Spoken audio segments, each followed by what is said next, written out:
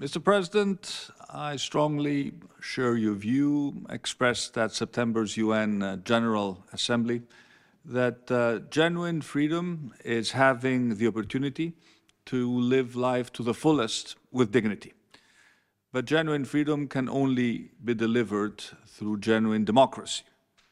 Adam Smith argued that laws and institutions that protect the liberty of individuals to accomplish their full potential result in greater prosperity for society at large.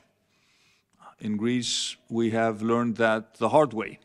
The economic meltdown that gripped my country for much of the last decade threatened the very fabric of Greek society and weakened our institutions. Not anymore.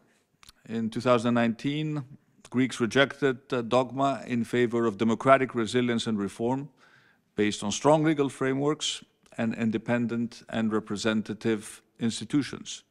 And in the 4 years since, my government has prioritized the digitization of the state, waged war on corruption, and passed hundreds of laws modernizing my country.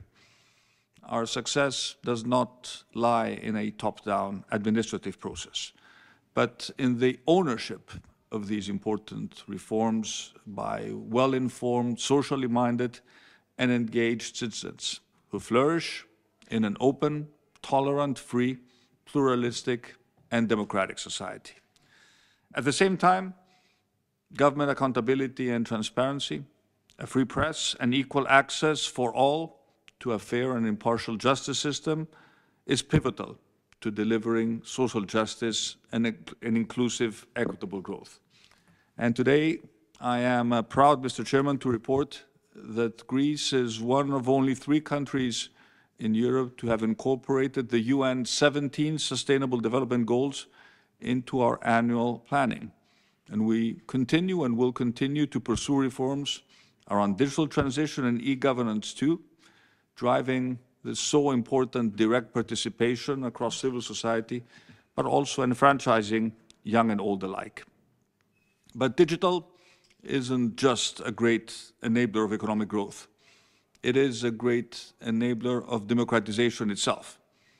Digital innovation, tech, and now artificial intelligence are helping policymakers offer global solutions to complex geopolitical issues, from the fight against climate change to the preservation of biodiverse habitats, from green energy provision to the understanding and management of the drivers of mass migration.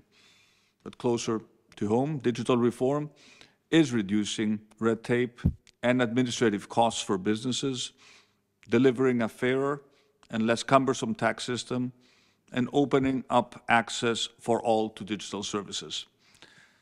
We know that in countries devoid of transparency, accountability, and representation, with poor track records on human rights and the rule of law, limited civil society participation, and few, if any, strong independent institutions, the pursuit of political agendas over economic growth and prosperity is preventing citizens from achieving their full potential.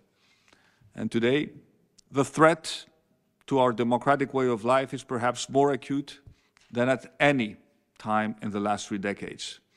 That is why we must never waver in the promotion of political, civil, and economic rights by bolstering democratic institutions and the rule of law, championing accountability, challenging corruption, and fighting for inclusivity.